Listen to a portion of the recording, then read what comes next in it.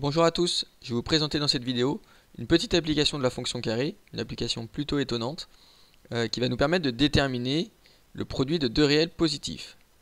Alors sur ce graphique, j'ai représenté la fonction carré, qui est ici, en noir. On voit bien que par exemple, quand je prends 6 en abscisse, j'arrive à 36, etc.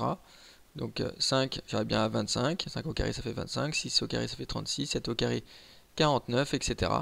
Donc j'ai bien la fonction carré et j'ai la même chose du côté gauche, du côté des négatifs.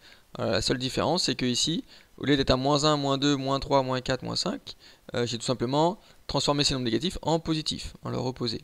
Donc j'ai des positifs à droite et des positifs à gauche. En fait, tout simplement, quand on va faire A fois B, le produit de A fois B, A ça va être le nombre qui va être par exemple être du côté droit, donc ici en bleu. Donc par exemple ici le A il est sur 8, mais si je prends que les entiers, donc par exemple 7, 6, etc., on a bien la valeur de A ici du côté positif, ça va être un réel positif du côté droit. Et B, ça va être aussi un réel positif du côté gauche. Là, je prends que les entiers, mais j'aurais pu prendre tous les réels. Donc par exemple 3, 4, 5 ici. Donc là, j'ai bien B qui est positif, mais du côté gauche.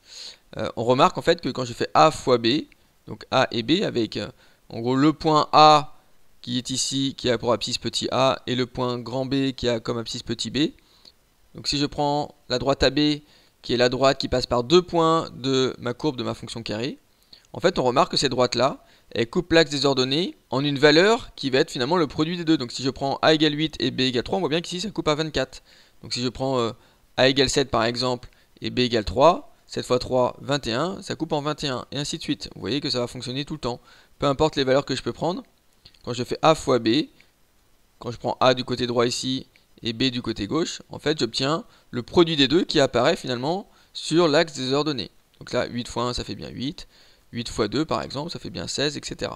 Donc voilà, on a une petite utilisation de la fonction carré qui est plutôt étonnante, qui nous permet de vérifier ou de trouver le produit de deux réels à partir du moment où on a la fonction carré qui est tracée. Alors pourquoi ça fonctionne toujours? On va tout simplement le démontrer tout de suite. Donc la démonstration, si je prends deux réels A et B, A positif et B positif, alors A positif du côté droit et B positif du côté gauche. L'objectif, ça va être de déterminer l'équation de ma droite en rouge ici, la droite qui passe par mon point grand A et mon point grand B. Si je pars sur l'équation réduite, donc y égale à mx plus p, avec m le coefficient directeur et p l'ordonnée à l'origine, je vais déterminer le coefficient directeur dans un premier temps. Alors j'ai mon point A qui a comme abscisse A et comme ordonnée A carré, puisqu'on est sur la fonction carré, donc si je prends A en abscisse, forcément je vais avoir A carré en ordonnée.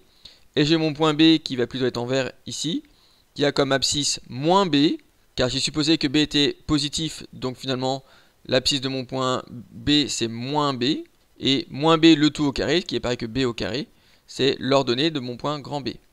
On va déterminer donc le coefficient directeur de ma droite en rouge, qui passe par le point A et le point B. Donc j'ai une formule qui est YB moins YA sur XB moins XA, que l'on connaît et que l'on voit notamment en seconde. Je remplace les coordonnées de mes deux points dans ma formule. Donc YB c'est le B carré, le YA c'est le A carré, le XB moins XA, donc moins B moins A. Objectif ça va être de simplifier cette expression là. Donc B carré moins A carré c'est une unité remarquable.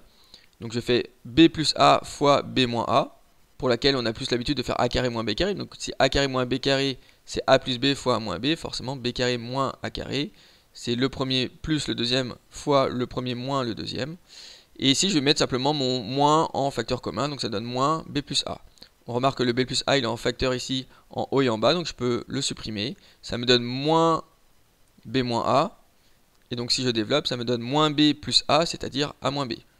Ça, c'est le coefficient directeur de ma droite qui est en rouge. Donc maintenant, l'équation réduite de ma droite rouge, qui est y égale à mx plus p, va devenir y égale à A moins B x plus p, puisque m il est égal à A moins B.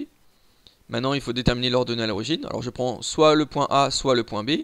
Donc, si je prends le point A qui appartient à la courbe qui a comme coordonnées A et A carré, je remplace le x de mon équation par A et le y de mon équation par A carré. Ça me donne A carré égale A moins B fois A plus P.